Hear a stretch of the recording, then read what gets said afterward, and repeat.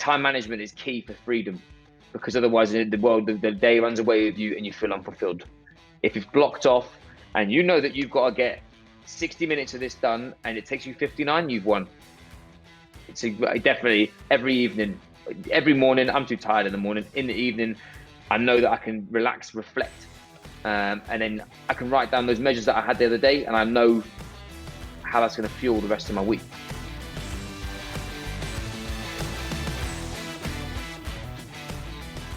Yo, what is up, guys? Welcome to today's episode of the Live, Train, Perform podcast. I'm your host, Sean Kober, and joining me today is my man, Will Foden. I will get Will to give us an update of who he is and where he's at right now, but I met Will in 2019 on the Muscle Nerds Foundation course, and we've caught up a couple of times over the last year and a half or so, and I love chatting to the man. Every time we sit down, we talk shop, we just throw banter back and forth for like an hour.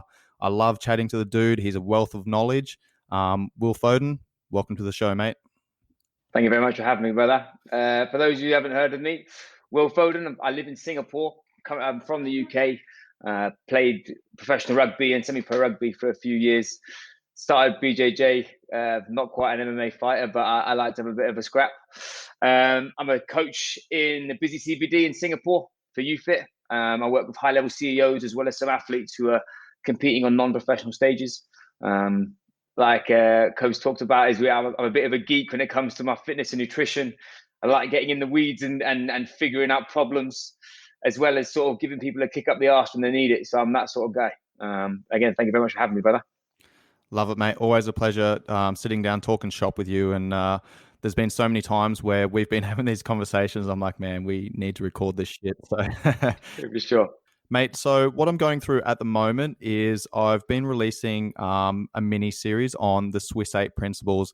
Now, I know you've been following along and you've listened to the introduction episode with Adrian, but the Swiss 8 model is a proactive mental health program delivered via an app straight to your phone that allows you to dial in and schedule in the most important things of your life. Now, the 8 principles of Swiss 8 are sleep, nutrition, time management, discipline, fitness, personal growth, mindfulness, and minimalism. Which one of those is the most important for you, Will? Me personally, mine's discipline. Out of those, I think they're all equal. That you could literally go on the rabbit hole with any of them, but discipline, I think, is the key that unlocks all of them, because it's linked to all of them and it's related to everything that's in those processes. Whether it's discipline of getting to bed on time, discipline of eating food that's going to nourish you, all the way through to your personal growth, and are you disciplined enough to actually produce the goods when needed. So that's sort of be my number one out of those for sure. Yeah, nice, mate. Let me ask you this. How do you instill discipline into your clients? It's more about empowering people with information. I think when you give somebody a decision and they can see the reward and outcome of it, discipline follows suit. And also when you're talking about sort of building in habits are quite difficult to put into somebody's life, especially if you're dealing with general population. I mean, like relating to you, you've got an elite level MMA fighter like Jan, who's all his life is about belt. He doesn't need discipline, mate. You need to stop him. Whereas 99% of people haven't got a family, kids, mortgage, and they're not fighting for a pinnacle of a career. They're fighting for life. So I think like it's a very difficult thing if you layer it too much. Simplicity, and that's where your minimalism comes in. That's a huge one for people. Is we're so clogged up with bullshit on our phones every 5 minutes and wanting to have that spike of seeing something new or getting that quick fix. Whereas discipline is hugely important, especially in the era we're in with kids. I think that's hugely something that people are missing. Mate, you make some really good points there. We live in a world where we're constantly distracted. There's always something that's trying to take our attention. And you brought up some really good points there. And, starting small and doing these things consistently over time, I think that's how discipline is built. And, a big part of discipline for me is actually, taking away and restricting some of these things that, we take for granted. So, for example, after this interview, I'm actually heading away for the weekend, and I'm going to go to a small island. I'm going to rent a bungalow on the beach. I'm going to turn my phone off for like 24 to 36 hours. And I'm just going to take a couple of books, man. I'm going to fucking sit on the beach. I'm going to read. I'm going to chill, eat good food. I'm going to take a journal and just sit with my thoughts and, just jot down whatever comes up in my mind. And for me, I love doing that because I get away, I refresh, I recharge, and then I get back into normal society. And, I appreciate having that technology and being able to use my phone. Is there anything that you do on the minimalism side of things that help you maintain your discipline and, allow you to be better at life? I think two things. One, from a decision-making point of view, if it's not a yes, it's a no. I very much, if I don't need to do it, then I'll put it on the back burner. That's usually to do with other people rather than my process with my clients and stuff. But also a big one I think is hugely important currently during COVID is that, like you said, it's very easy to get into the weeds of you sitting on your screen all the time and continually trying to drive yourself to do either more work. So you just flick through shit, read stuff that's not actually adequately going to give you a knowledge base or help you. So I literally, my go-to is I have to read 15 minutes a day, and it's reading something that it can be. At the moment, I'm being a bit of a geek and getting into heart conditioning and that kind of stuff just because it interests me, and that's one side of my game that I want to improve. But I think from part of the other Swiss 8 principles, that the personal growth, sorry, that is the biggest thing that I would have said from me leaving rugby to now would be the biggest dictating factor of where I am mentally in a fitness perspective rather than just a physical one, for sure. Can you talk about your career as a professional player, like what it took to get to that point? Now, for the people listening, you grew up playing multiple sports and, ended up playing rugby professionally. And I just dropped an episode yesterday on reflections that spoke about the lessons that sports have taught me throughout my life that I've implemented. What are the biggest lessons that sports have given you? When I was younger, I was a tennis player. I was on the road to Wimbledon. When I was 16, I was playing county tennis, cricket, and rugby. And I got to road to Wimbledon and played my tournament. I turned up, and this kid was a tiny little Asian kid who looked like the stereotype geek, just glasses, didn't really say anything. He looked like he was scared, and I thought I was going to whoop him, and he absolutely destroyed me. And I came home, and I said to my dad that I don't feel alive playing tennis anymore. I feel alive playing rugby because I'm very gladiatorial and I'm very team orientated.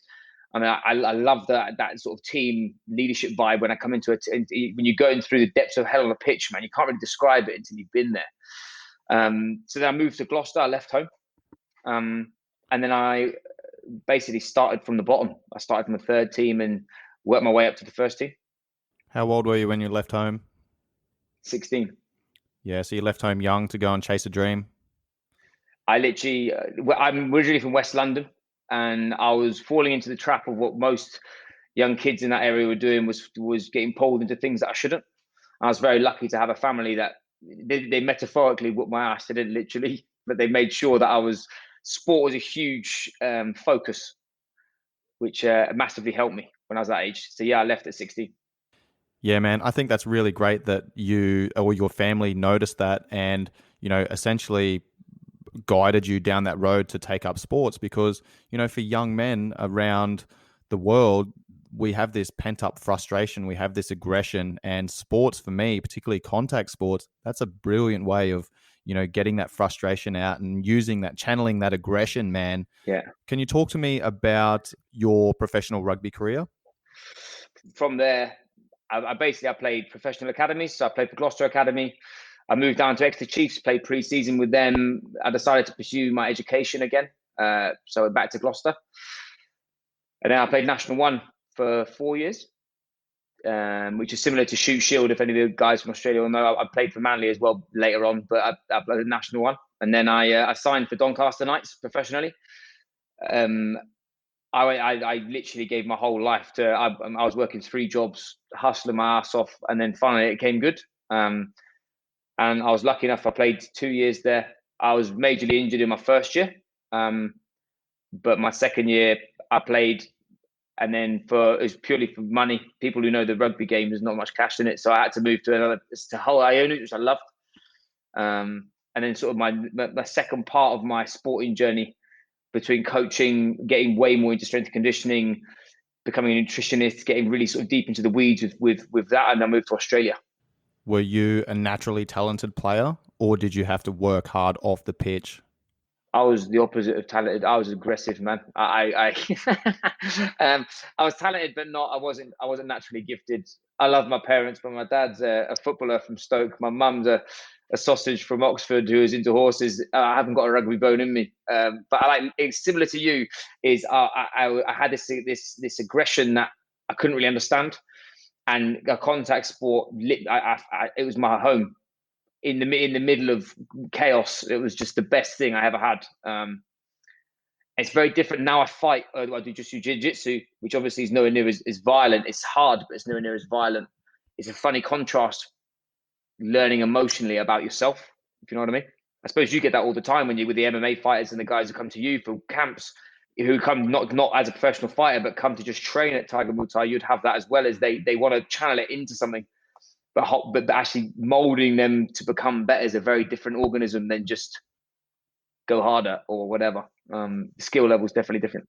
Yeah, definitely, man. That's a great point that you make. And I want to bring that back to what you said earlier about training Peter Yan. For those listening that don't know, Peter Yan's now the UFC bantamweight champion after defeating Jose Aldo about a month ago.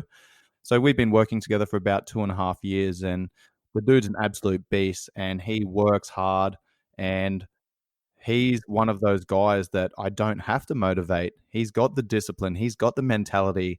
My job as a coach is to pull him back. I've got to slow him down at times and make sure that he's not hammering himself into the ground, because that's what he wants to do all the time. So what advice do you give to, or can you give to people that are trying to improve certain areas of their life? Whether it be trying to improve their fitness, trying to improve their body composition, trying to improve just eating a little bit better, improving their nutrition, improving their sleep, etc. There's going to be, a couple of points that are going to make a massive difference. What advice can you give to people? I would say the number one thing is to find somebody who's been to where you want to get to, or knows they have the knowledge base to help you. It's very easy for you to Google things, read books, and the amount of time that it takes, it's not telling you not to do it.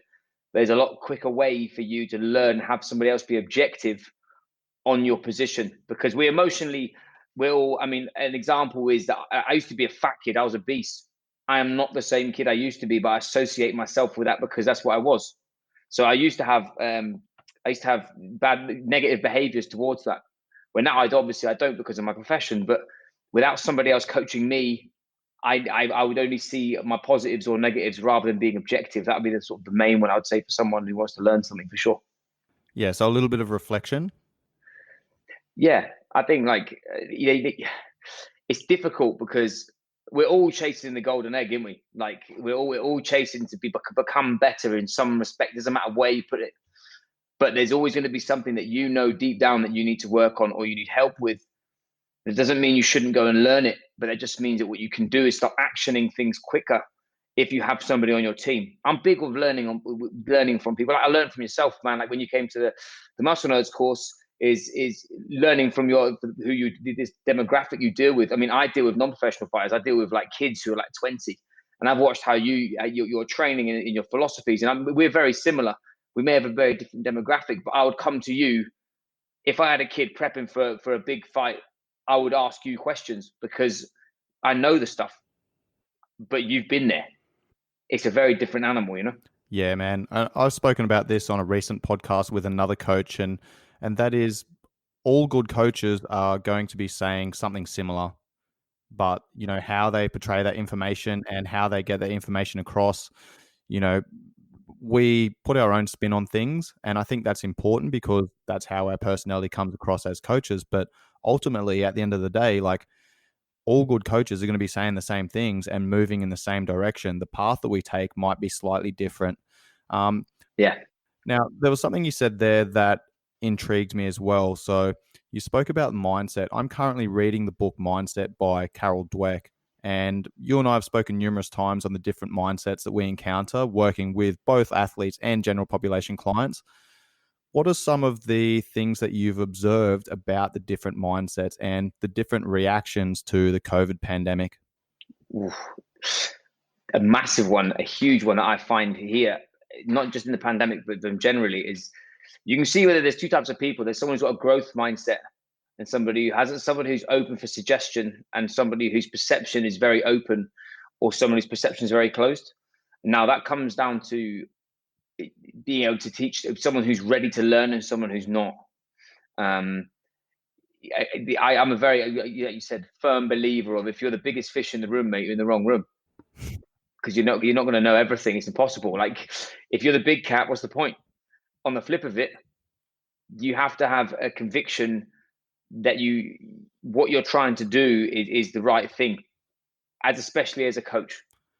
Yeah, I think, again, it goes back to what you were saying earlier about personal growth. Having a growth mindset, I think that's super important, man. We're either growing or we're dying, right? We're not moving in one direction, we're moving in another. Exactly. We're never still, we're never staying in one place. We're either growing or we're dying. We're getting better or we're getting worse. So I want to talk about mindset for a moment, because you had a fairly horrific injury whilst you were a professional rugby player. You basically got your leg snapped in half by a horse. Can you talk me through what happened there? And I also want to go through the mindset that you're in, basically being told that you'd, probably not even ever walk again, to then being able to get back onto the rugby pitch and being able to play professionally again. Talk me through that process, man, because that's pretty incredible. Yeah. So when I first signed for Doncaster, I had an equestrian property, so a horse yard with my ex-partner. 8 weeks into my first professional contract, going well, body was changing, in the driving seat, playing well. And I came home and I heard a scream. Now, for those who know about horses, lunging means having a rope around the horse's head and it goes around in a circle, like in a cowboy film. And the horse has turned on my ex-partner and started trampling her. And obviously it turns into like an action film. You sort of just go into superhero mode and run straight in. Ran in, and the line wrapped around my leg as it turned to try and come for me. So I'm getting pulled around the school upside down, which was, it was pretty easy. Like I said, it just went slow motion. I pulled it to me. I basically pulled myself up, had it by the head, and it was like it just literally. I knew it was going to try and get me, and I turned to run, and it turned around and double barrel kicked me in the side of the knee, and my foot came up towards my hip, sideways. Fuck. Yeah, which was, you never heard anything like it, man. It's like a shotgun, and I freaked out. I was screaming, not because I'd got kicked. Not saying I'm hard, it hurt, but it wasn't like the worst thing I've ever had in my life. It was. I thought I'd lost my rugby career, because I'd fought literally tooth and nail. And like we discussed before, I'm not the most talented dude. I'll stick my face where everyone would put their feet, and I'd fight faster than anybody. So I basically waddled out, not able to walk. And I just remember being sat in a hospital basically with a pair of ripped jeans on my leg. Someone picked my leg up, and my foot and my knee went one way and my actual leg stayed in the same place. So it's gone like 90 degrees. Nasty. Yeah, it was bad. But I was on laughing gas, so it was absolutely as epic. But then, and then I basically had a consultation with Derek Bickerstaff in Sheffield, and he told me that, look, we're going to I've got dead people's ligaments, so allograft tendons in my knee now. And he said, we're going to do them all together, because I did my ACL, PCL, and MCL. And they basically said that you may get back to recreational sport-ish, but you won't be playing rugby again. And it was then that, like, literally, it's something out of a cartoon. I just went, that's not happening. I have to do it. This is not an option. Talk me through that, mate. Like, getting news like that could potentially ruin everything that you've worked so hard for to get to that point, and then being told that, the dream's over, mate. You're done. Like, what goes through your head at that point? I was in me and my ex-partner, I was engaged. We'd outgrown each other. And for years we've been fighting to maintain our relationship. And the more we invested in it financially, trying to get a house, trying to, as I said, build a business. I wasn't checking myself in the mirror and realizing that my gut instinct was right, that we'd just outgrown each other. And it sounds really sort of cliche, but I remember getting out and I had my op, and I couldn't stand up. I couldn't go to the bathroom. never been on that many drugs in my life. And on my mum's face, just looking at me like, what the fucking hell how is this going to happen? And I just literally looked myself in the mirror and said, I've got to do this. And don't get me wrong, it was the darkest moment of my life by a long way. I was lucky enough to have a physio called Natasha Bedford, who, when I came up to see my boss, because they thought at first I rang him and they thought I was joking. I was like, boss, I'm fucked. I'm literally, I can't even walk. He's like, stop being a dickhead. I'll see you at training on Monday. I was like, no, you won't. She literally, I've never had faith like it. I'm not religious. Like I'm very just open minded, but it was faith to myself. I just fully believed that there was not an option. I couldn't give it an option. I'd worked my whole life to do it, and have it snatched away from me just wasn't. Just like similar to what Petroyan is, he's going to win that, but he's going to win that fight. I'm going to fucking win it. It was the same thing for me. As I'm going to get on this rugby pitch, and I'm going to wear Donny Knight's jersey, and I'm not going to stop until I do it. And I don't care what happens to me. I'm doing it. So is that why you saw that physio in particular, or was like, how did that physio contribute to that path back? She was my Donny physio, and I remember sat in there, and I got along with like a house on fire, and we were very much about you know what rugby's like, mate. Rugby's very simple. It's about getting on the piss, having a laugh, talking about whatever, birds, geezers, whatever. It's a social sport, which like minded to you is I love that side of things. I'm also quite deep. I quite getting into that. Like you said, I like understanding people and leading through stuff. And she gave me a book called The Secret, which she said, you're going to think it's a lot of frilly bullshit, but just read it. And I was there like, fuck off, I'm not reading this stuff. Anyway, got home, read it, and it just blew my head, because it wasn't what was in it that blew my head. It was how I could apply it. And I just went, see, I have to believe it. If I don't believe it, it's never going to happen. I think that's a great point, mate. Is, perception is everything. And, if you had not have had that mindset where you're like, I'm going to fucking get back on the pitch, and then they'd given you the book and said, hey, read this. Like, if you weren't already in that mindset, then you probably wouldn't have taken those lessons from that book. But because you'd already basically convinced yourself that you're going to, go through that recovery process and get back on the pitch and play professional rugby again, those lessons in the book, you're looking at that through a different lens. So yeah, they resonate with you, right? Literally. It wasn't like people, I'd say this to people, and they're looking, some of it's a load of nonsense. I'm like, you're looking at it the wrong way. You're looking at it from the glass half empty way, which is like, someone believing in themselves that they can get over a disease is bullshit. That wasn't the point. The point is that they believe that they could make it. They could, when the time comes, they have to make it rain. And that was it. I had no option. Yeah. Ever heard of placebo effect? Yeah. Literally, it was funny. When I did my injury, there was two other boys didn't get kicked by horses, but they had the same ACL piece and MCL done playing it on a pitch. And those two were 5 months ahead of me nearly, and neither of them came back. Both of them gone. Wow. Yeah. So I had that in the back of my head, but I lost everything. Like me and my ex-partner ended up breaking up. I moved out of my house with nothing but my dog. Slept on a floor with I had 7 dogs. I had to only have one. She's my baby. You can talk about Rach, but don't talk about my fucking dog. I'll kill him. And I went through the darkest times of my life where people are manipulating my leg and I'm getting strapped to a bed because they have to bend your knee physically to do it. And it was just there was not an option. I knew that if I got 1 degree that day, that would snowball. It's similar to what we talked about the habits. I knew that if I did, I think it's 145 degrees of knee flexion I needed to run. And no, they said I could play. And I was stuck at 110, and they were literally standing on me. And I was like, girls, this is not moving. And they realized that it was blocked. So I had to get it put to sleep, and they physically T-boned my leg to, which was bad. And a fitting blew out. And I mean, I had 4 ops in the end.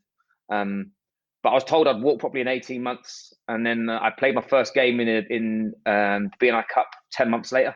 I actually captained as well, he just said, you're going to captain today. I was thinking, what the fuck? I don't even know what's going on. You can leave me alone. So yeah, that was pretty emotional, but I'm still touch wood. My knee's still good. I've retired from rugby for personal reasons, just because I had enough, not because of my body. But yeah, that moment was definitely one of the highlights of my life so far, for sure. That's awesome, man. What an amazing comeback story. And I think that's important for people listening at home is that, the people around you, the environment that you're in, and, the resources that you have are going to, as well as your mindset, are going to contribute to whether or not you're moving in the right direction or not, whether you're successful or whether it's a failure. I've had a couple of mates, a couple of clients that I used to work with many years ago. One was a rugby player that I played with, and the other, we'd kind of hang out and stuff, and he'd go motorbike riding, and they both injured their knee, very similar injuries at around about the same time, within a month of each other, and they both had different physios, and I was helping them go through the rehab process, and it was interesting for both of them to come in and start our training session. And, I would ask them what their physios were doing with them and what their physios were saying to them. And they had different physios. And one was saying, you're never going to be the same again. And the other was saying, you'll be back on the pitch. If you, continue working with this strength and conditioning coach, you do the right thing, you'll be back on the pitch in 6 months. And it was intriguing to me to see the difference in their mindsets. So I think that's super important, man. What was that like for you to go through that recovery process and then get back onto the pitch? Like, how did that feel for you? I I remember I was about a month left of rehab, and I was sprinting, and I didn't train with any of the boys. I did my own gym sessions. I basically, I reckon I did 150 lunges a day for about 6 months. Because that's all I could do. That's all I had to do. So one of my legs actually moves totally different to the other because of my injury. I was in crutches for 3 months. Um, but the actual, I remember getting on the pitch, and I think people ask me a lot. Is like, oh, were you scared for your knee? And funnily enough, I wasn't, because in my head I just said I've made it. If I was to get fucked up, then I didn't care, which is not a clever thing. I don't. I'm not proud of that, but it was a case of, you all know yourself, when you're playing rugby and you're not going all in, you get injured. Yeah. So in my head, I was like, I've got to go balls deep here, because if I don't, and these dudes are bigger than me, I was a sausage. I mean, I was 105 kilos there, and I was the smallest dude in my pack. Yeah. Like, if this wasn't a game, this wasn't me playing. I played National One for a long time, so I was pretty versed in that league, and I loved it. It was good fun, and it was good competition, but it's championships, a different level. So it was a case of, I'm here, I've done it, I'm back on it. I'm gonna be the best I could be. I think that's an important part of the mindset as well, man. You'd obviously gone through that rehab process and you trusted in the process. Yeah, And I think that's a big lesson is that, if you trust in the process, those lessons are in the journey. Obviously it's a goal to get back onto the pitch, but you learn everything along the way. And you probably wouldn't have taken, I'm assuming you wouldn't have even taken the pitch if you didn't trust in that process. And if you did not fucking believe that your knee was back at a level that, would allow you to get back on the pitch and play the way that you wanted to play and contribute to the team. absolutely. I remember I had a training session. It was my final contact session before the game, and we had one particular player who was an enforcer. Like, he was 6'4". He's still playing now. Matt Challoner is an absolute psycho. He's like a street fighter, mate. He's a massive. First tackle off my injury. We played the cone drill. You go around the cones and you meet in the middle. It's hit me versus him. And he literally looked at me like, "Are you sure?" I was like, "Nah, fuck it. Come on, then. If I'm not going to do it now, I'm not going to do it then." And I remember I tackled him, and then my heart, I've never literally felt my heart beating in my tongue, mate. It was, yeah. Like you said, I think it's like that with a lot of journeys, and I'm sure you'll see that when you write a program out, it's not the program's important, but if it's actually adhered to and believing in, the results are twofold compared to the scientific this, and someone only does it half-assed. It's the same thing, I think. That's a brilliant point, man. I love that. And that's something that I always come back to with my coaching philosophy is I want buy-in. I need my Yeah, clients to buy in because if they're not buying in, they're just going through the motions and they're not going to get anything out of that. So they need to understand what they're doing, but they also need to understand why they're doing it. I want to transition and go back to talking about mindset again because I think that's an important theme that particularly in this day and age, that people can take a lot away from. Obviously, you're in Singapore. Are you guys in lockdown at the moment or on restrictions? restriction. Not It's not too bad. Basically, you have to wear masks. It's limited numbers. The gym's at half capacity. Yeah, It feels quite normal, to be honest. Apart from right, that, you have to wear a mask everywhere, but it's not like lockdown like Melbourne or anything like that. right. How long were you guys in full lockdown for? 12 weeks. Yeah. So I want to go back to that because I know that you pivoted your business Yeah. and I know what sort of person you are and I know how you use your time and I know how I used my time. And I want to talk about that for a moment because, again, you know, there's things that are outside of our control and you see some people that fall to fucking pieces Yeah. and you see some people that thrive. Can you talk to me about, leading into the pandemic, the lockdown, what you were doing then, and then what happened, how you need to change and pivot your business, and how you've adapted your business and both your personal and professional life to what's going on now? I mean, like it hit everybody in the face. And I think from a fitness industry perspective, it's given a lot of people in the industry a kick up the arse to realize that they have to be multifaceted. I mean, I had a few online guys. I've got a full client base. I deal with group PT and one-on-one CEO type PT, as well as I deal with quite a lot of varied cases of people. I've got some athletes, but they're more on my personal basis. And when the lockdown hit, I think most people froze because because of the unknown. And I was very lucky. Like this is where it comes back to my injuries. That unknown piece, it didn't scare me. Which actually, like you put it in your perspective, is from being in the military, is you never know when shit's gonna get real, but you know that when it does, blinkers on, let's go. And it's the same. I think it's very similar principle. Like when someone told me that it wasn't why me, it was try me. Fuck it. All you can do is give it a dig. So I flipped my whole business online and learned on the way. I didn't. There was no perfect storm. It had to just do it, which I think was very similar to you. Yeah, yeah, yeah. As you're saying that, I was literally thinking, I basically did the same thing. I went away for 6 weeks, went to Japan snowboarding, Bali, scuba diving, back home to Australia, did my yoga course, and literally like the day before or 2 days before I flew back to Thailand, I'd been thinking about launching a podcast for, maybe 9 months to a year. And I just walked into a JB Hi-Fi, one of the electronics shops, and I was like, "Hey man, I need a mic, I need some headphones. You know what?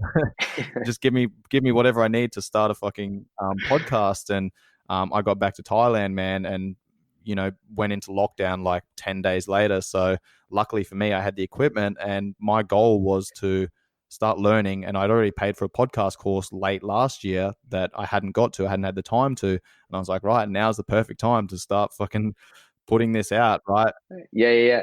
I didn't start doing the podcast course and finish the course before I launched. I was like, right, I'm going to start creating some content. I'm going to start practicing my craft, and I'm going to learn along the way, both by doing and by doing this, going through this course. So, talk to me about the tactics that you use and how you did pivot your business. So, firstly, it was more we were all in the same boat. From a coach to a client perspective, we were all a bit not frightened is the wrong word, but we were a bit apprehensive about actually what lockdown was going to look like. And one thing, like you said, is what part of a key principle of the Swiss 8 and of all our coaching theories is move, be mobile, be healthy. We weren't asking people asking to sort of turn into Adonis and become the sort of body transformation they're asking for. The body transformation I wanted to give someone was in between the Swede, because that was like just what you just said. Then the world turned in a way that put it in your hand to start this podcast. That's not fluke. That's you taking it by the fucking scruff of the neck and going, "Come on, I can do this." And a lot of people sat back and waited and just went, "Oh, why me?" Whereas you can sit there and you can moan and groan about it, but the world keeps turning. This is your perception of what do you actually really, really want to achieve is a big thing. I think was the difference between people during COVID. Like I completed my whole course on bioenergetics that I'd had for 7 months. I hadn't touched it. I just cranked it every morning because I was like, I'm never going to do this unless I do it now.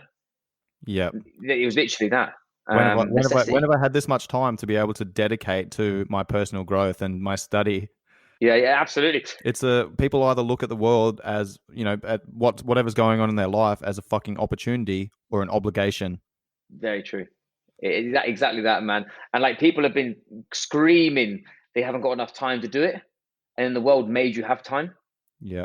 So then it put it back on you to whether you had the audacity to take action and make shit rain when it had to, or were you just being that pussy who is just going, "Oh no," but you're just making excuses. Yeah. I think we live in like a very soft environment for that as well. Is like you put it into training, it's like exactly you have to have buy-in, but you've got when the time comes to get after it, you're driving an adaptation. It's the same with learning.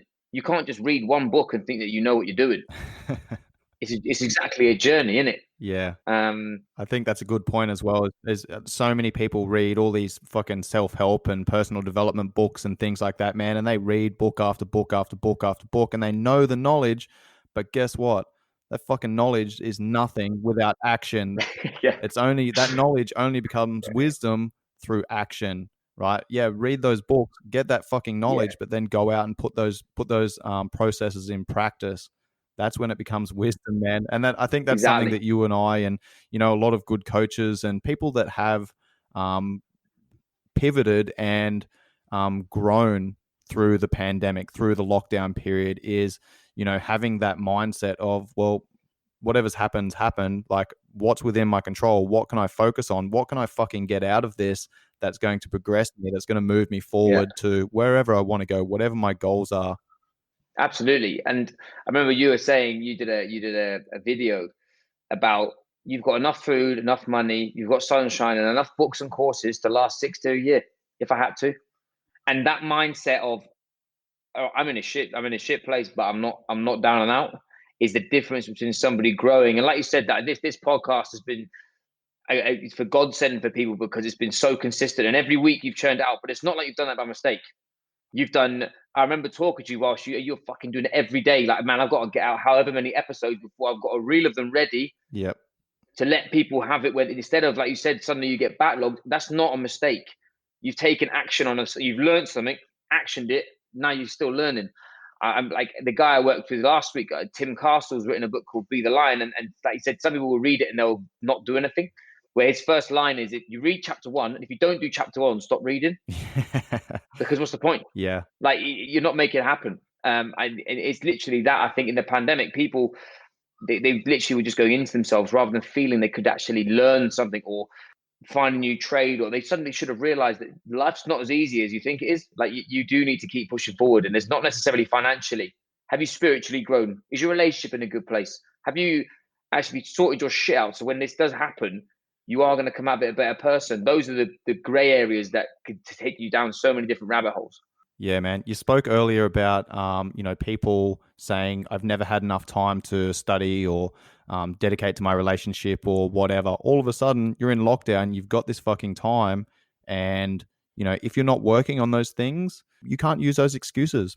I don't have time anymore. Okay. What that says to me is that's not a strong enough why. That's not, Yeah, that's not an underlying value for you. What are your thoughts on that? absolutely. Like, as you said, if anybody reads like a self-help book or anything, you'll hear Simon Sinek start with why. You can put that application to anything that you do. And the way I am is, the reason why I wanted to play professional rugby and be who I want to be was to prove a point.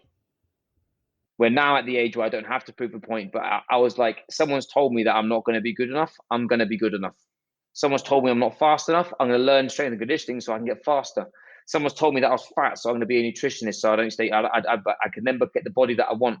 I've got a coach who's helped me with psychology and NLP because I want to learn the art of communication. And like, I know yourself, you've studied that yourself, and you know how powerful it is for you to understand perception. So you can step into somebody's world and then you can help them. People get sort of so stuck with information that's not valid. And like you said, the main thing that happens is they are busy on Instagram, Facebook, fueling their head with shit Yep. and and getting involved in someone else's life rather than living it. Like you later going away, having a digital detox. So many people would find that impossible. Even hormonally, they're craving it. Yeah, man. They crave their phone. Mate, I've had people say, like, look at me weird, like, what? You turn your phone off, like completely off for 24 to 36 hours. And I'm like, yeah. And they go, like, aren't you afraid of getting a phone call where, you've missed something, your house is burning down or your fucking family members died or some shit? And I'm like, how often have you had one of those phone calls in your life? Yeah, Like, even if I do get that phone call, what can I do about it right now? very true. And it's so liberating as well, because you've literally, that's the most honest way of investing in you is you're taking. I was reading John Berardi's book Changemaker, and he says if you're not blocking out time for yourself once a week, which is more than 2 hours long, you're not looking after yourself. And you can only look after yourself and then others. That's what I've learned in my previous relationship, and I'm extremely lucky to have Rach now, is because she's the same. You got to sort your shit first, because how could you look after everybody else if you're not on top of your game? Yep. And that's why the health and fitness industry isn't just focused about a six pack. It's actually making you a better human. Are you going to look after your tribe? Are you going to look after your spouse? Are you able to insert whatever physical trait? It's important. Yeah, there's a couple of things that I want to touch on there. I want to go back and talk about, you spoke about NLP before. So I'm an NLP master practitioner, and I never did that course to become a practitioner. I did that to aid in my strength and conditioning coaching, my personal training business, because I wanted to be able to communicate to people. And for me, I've realized over the years that it's not just about writing a training program and giving a fucking nutrition plan. Any change first needs to start with psychological and behavioral change. So you're on the other side of the spectrum where you've actually employed an NLP coach. Can you just talk to the listeners about how that changed your life and what their process was like? People may hear that when you're leaving professional sport, you can drag yourself down. I never played the highest of the high. I played championship, I played premiership academies, but that was my dream, right? And then I lost my dream because of finances, not necessarily because of my skill level at the time. And I always had this burning thing that happened where outside of rugby. So I've got I've got a strong personal training business. I love working with people. I'd get to a point of success, whether it was making more money, or I knew I could take myself to the next level, make more impact on social media or whatever. And I'd stop doing it.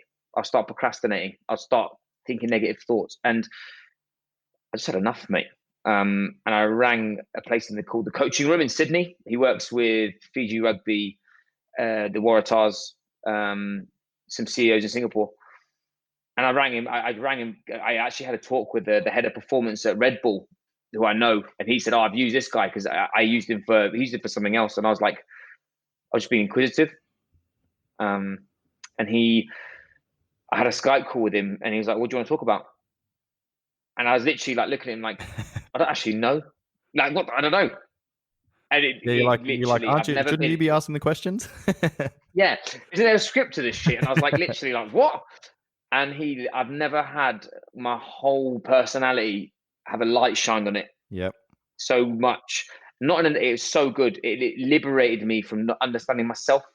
It liberated me from not dwelling on what I used to be and looking forward and seeing the light at the end of the tunnel rather than trying to look behind me and seeing the darkness. And that sounds very aggressive, but like all I ever cared about was rugby. And now I emotionally, I didn't have the same feeling for it. So I was like, now what the fuck am I going to do? And it really helped me with my business and my work. Like exactly what you said is I'm taking it because I've used that with my clients. And there's things that you don't see within that hour of training with them that is more important than their training. Like we've talked about before about behaviors outside of the gym, or like when the guys come to you and they want to do fucking 10 bloody sessions and smash the shit out of themselves. But then on the flip of it, they don't understand about nourishment. They don't understand about recovery. They don't understand about their actual getting their steps up is really important for fat loss rather than sending it on a assault bike. NLP's helped me now communicate that. Yeah, I think the NLP stuff is probably one of the best courses that I've done, and I've always been someone who's been really strong on mindset because obviously my background, I came from a poor family and had an abusive stepdad, don't know my father, left school, left home early, joined the military, served overseas, blah blah blah blah. But mindset's always been a big one for me, and our attitude, how we approach each day, the attitude that we choose to take, because you can be a fucking victim and play on that string and, point the finger of blame at everything else that's put you in this situation, or you can step up, change your mindset and change your attitude and, instead of focusing on what's happening to you, you can focus on what's within your control and identify. And this is the big thing with NLP. It's about being self-aware, and it's about introspection, and it's Yeah, about looking at where you're at right now, looking at the actions and behaviors, and even the self-talk that have led you to this point, and then going, right, this is either serving me or it's sabotaging me, and then changing your mindset and going, well, I'm going to stop doing those sabotaging acts, behaviors, thoughts, etc., and I'm going to start doing more of the things that allow me to grow, allow me to move in the right direction, and allow me to become a better person. agreed. Totally agreed, mate. All right, next question, brother. Let's talk about some people that have had a massive impact on your mindset, your attitude. Have you ever had any outstanding leaders or mentors, people in your life that have shaped the person you are today? I mean, I'm sure you get this all the time, but I've been very heavily influenced by my parents. Like my dad is from nothing, moved to London with 50 quid. My dad's not a rugby player. He's an advertiser and a footballer. Like, he's a skinny weed, but he's a savage, and he made it. He literally grew himself from nothing to being the head of one of the biggest agencies in the UK and globally. Like JWT is big, and he always gave me be daring, be different, be decisive. That was his mantra, to be like, look, when shit's getting real. I remember when my mum, I just been born, and he lost one of his jobs. He went and bought a car that he couldn't afford, and she's like, "What the fuck are you doing? We just had a newborn. He's like, I've got to go make this money now, don't I?"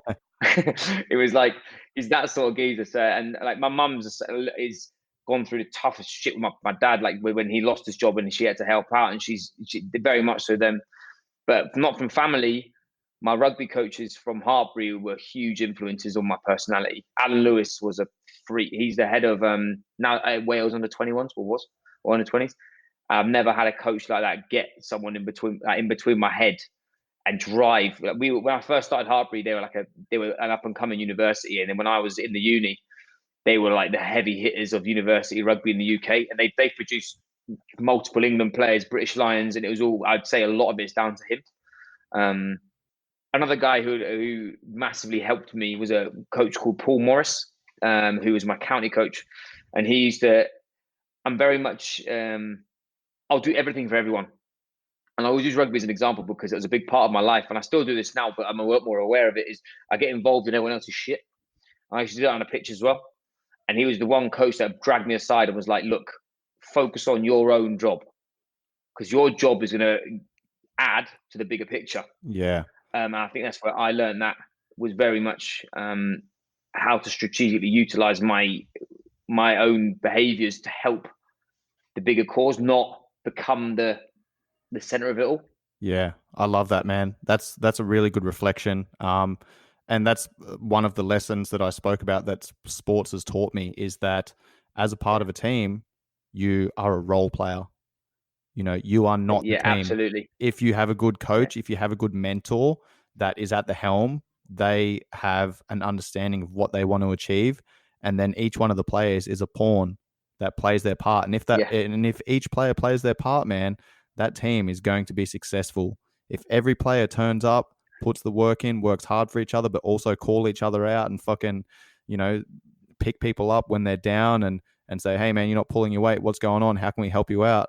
Like, if everyone plays yeah, their yeah, part, that team is going to be successful. And that is culture, man. That is culture. That is yeah. attitude. That is mindset. That's brilliant, mate.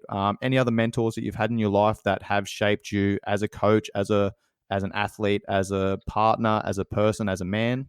From a business perspective, I actually worked with for not too long with Mark Coles in the UK. I wasn't. I when I came to Singapore, my business just literally went out the roof. Like I said yes to everything because I was keen to. I turned up here with nothing. Yeah. I'm pretty well educated. I got a degree and a master's degree, and I'd been PTing, but alongside my rugby. But this was my first job, fully full balls deep into PT. And I never earned this sort of money. I was skint until I came here, and I was like, I need someone who's been there before. So I actually hired him for a bit. It was actually since he stopped, me and him parted ways just because I was on a different. I needed way more time to learn. He started a podcast called the Mastery Podcast, and his content as a fitness professional is fucking savage. Like his stuff is, his main thing that I learned from it was like, everyone wants to go to a 5-star hotel, but everybody will remember that like, if that 5-star hotel was bad, he says that about your business. He's like, your business should be aiming to be a 5-star hotel, but if it's saying it is and it's not, then you're in trouble. So that literally, man, like I'm a savage when it comes down to my business, because I don't want to let people down. I don't want people to think like I don't give a shit, or that it doesn't matter, because it does matter. And that's what I think he had a big influence on my fitness journey, for sure. And the guys at the Muscle Nerds, I think they put a nail in the coffin about I love being a geek, man. I like learning the cool shit, boss. Yeah. I meet cool kids like geezers like you, boss. Like I like-minded people, man. I like, it's like you said, me and you could spend 3 hours talking this shit, Easy, because we bro. get it. It means a lot. Yeah, for sure. For sure. I love that, mate. You spoke about a couple of books there, a couple of resources. I'm going to have to get on to that podcast. I'm going to go and check that out. But is there any other resources that you can recommend to people at home? Maybe a top 3 book list that you recommend to people, or top 3 podcasts or audiobooks or anything like that? Audiobook and book, Change Maker John Berardi at the moment. I really enjoyed that. That was wicked. Like I mentioned before, Be the Lion by Tim Castle. If you're a bit lost in your process, you want to do something big, but you're not sure how to layer it and build your life around it, I think that's really good. There's a book called Peak from Mark Bubbs. If you're a fitness geek, I love that book, man. That book is so good. I've heard a couple of people say that, actually. Mate, it's so good. It's so good for a PT, or even if you're into like the similar realms of strengthening and conditioning for general population. That book is game changer, and it's nerdy as it's wicked. Yeah, I'm one of those people. If a couple of people recommend the same resource, the same book, or the same podcast or whatever, then I'm like, all right. There's especially people that I know and I trust. Then I'm like, I'm going to get onto this for sure. Get in. I'll go and check that out. I mean, Atomic Habits is also a really good book for someone who's trying to figure out sort of how to layer habits into their daily life. Another one is Jacko Willing's book, Extreme Ownership. That was a big one that I read when I first got it. That, mate, Yeah, I love it, just because we're in this pussified culture of not taking the blame or not taking the slack. And I like the fact that it puts it all on you, man. yeah. This is your house. Come on. If you want to do it, do it. Don't talk about it. I like that sort of attitude. I think we miss that in our culture now. Is everyone's frightened of making mistakes and doing stuff wrong rather than owning it. My top 3 books are that Extreme Ownership's in my top 3, but I typically recommend to people to start with The Subtle Art of Not Giving a Fuck. Yeah, nice. And that's because people care about way too many things these days, and the book is not about not fucking caring about anything. It's about choosing what you care about. So you can invest your time, energy, and effort into those things that are progressing you, and not worrying about the things that don't really fucking matter, to be honest. And then Agreed. The second book that I recommend is Mindset, which I'm reading through for the second time right now, which has basically been the theme for this episode. Yeah. And then the last one is Extreme Ownership, and I typically recommend people read through them in that order. But that's awesome, mate. Let's start rounding out the episode. What does it mean to live life to the fullest, train to your potential, and perform at your best? Leave nothing on the table. That'd be my experiences of more than materialistic things, but from a physical perspective, become the best that you physically can be in all paradigms. From a performance standpoint, find out what your measure is of performance. Mine's impact as many people as possible, to discover and empower them to be as strong and healthy as possible. Because I used to be that fat kid who was told he's never good enough. And then perform at my best that's a non-negotiable, is that I strive to be better every day. Because if I'm not on top of my game, how's anybody else going to follow me down the road? Love it. Now, I've heard you speak about in a different podcast about how you can track those measurements. Okay, how can you've spoken about, like, we did the Muscle Nerds course together, so that was all about blood pressure testing, HRV, waking heart rate, etc. Can you touch on that stuff for a moment to round out the episode? How do you use those metrics? So if you can only manage what you can measure. So your measurement of success would depend on whether you measure it on money, whether you measure it on people you follow, that follows you get on, from, like you said, for a podcast. But for me personally, from a physical standpoint, I take my blood pressure every morning. And I have started taking my fasted blood glucose because I'm starting to see my HRV drop. So I'm seeing whether my variables are, basically, if my body's under stress, that's giving me indicators of how I should train. I actually track my food every day. People think that I'm a nerd and that it's useless. If you took 5 minutes off you being on Instagram while you're sat having a shit, you could get your food in. Like, people are so like, oh, it's too long. No, it's not, because it means a lot to me. So I measure my food because then I have a vindictive measure of, I'm eating this many calories and my weight and my body composition is doing this. I'm eating this many calories, my blood pressure, my stress, my HRV. I wear a Whoop as well, which tracks my sleep. I track because I fight for as many hours sleep as possible, man. Like, that's another amazing book from what's his name now? He was on Joe Rogan the other day. The book Is it Sleep. Matt Walker? Matt Walker, that's it. If anybody reads that, you'll never get out of bed. But it is very, when I can, because of my job, it's very time. I'm very time poor.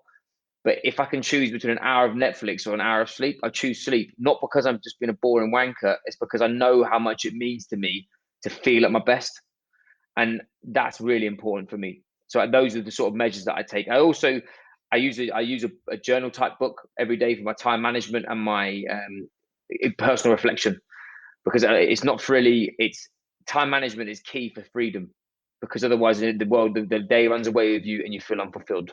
If you've blocked off and you know that you've got to get 60 minutes of this done and it takes you 59, you've won. Yep. It's definitely every morning. I'm too tired in the morning. In the evening, I know that I can relax, reflect, and then I can write down those measures that I had the other day, and I know how that's going to fuel the rest of my week.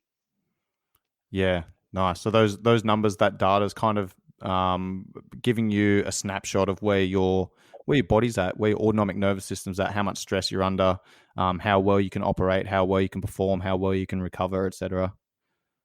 Absolutely, and me and you, I'm big into strength and conditioning. I like that. That's picking up heavy tins been my game since a kid. I want to know that I'm on to progress. I don't want to go backwards. So I use that data to track what. Like today, my HRV was shocking today. I haven't slept very well. I was supposed to do a heavy deadlift session. I flipped it up and I just did some speed and a bit of aerobic stuff, purely to allow me to then recover faster.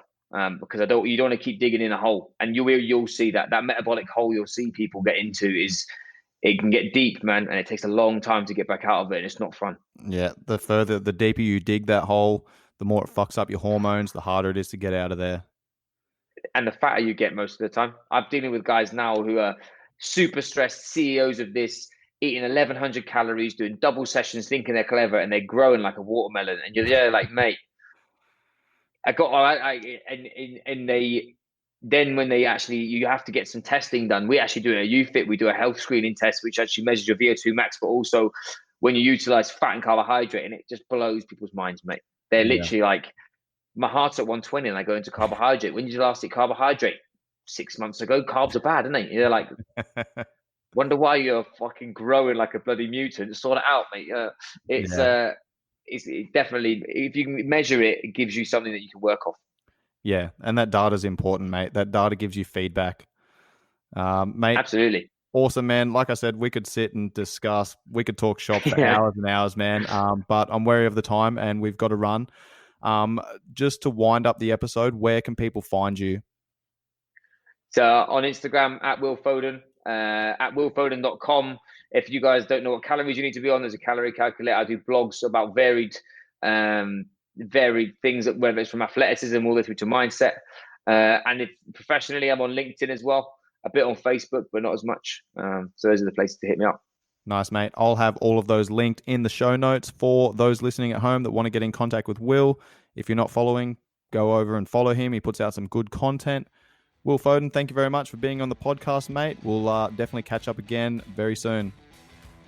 Thank you very much for having me, man. And jealous of your detox, my brother. Cheers, brother. Chat soon. Cheers, mate. Cheers, boy. Ta-ra. The Western world is in the middle of a mental health crisis, and our veterans have taken action. Swiss8's team of combat veterans have built a proactive mental health program that is delivered through a mobile app. The app offers users programs in 8 categories of health and lifestyle, all proven to reduce anxiety and depression. This holistic model forms your daily routine, aiding you to build structure, improve discipline, and take ownership of your life. Once these habits are formed, the app will teach you new skills that can form identity, purpose, and encourage physical interaction to rebuild your tribe and reduce isolation.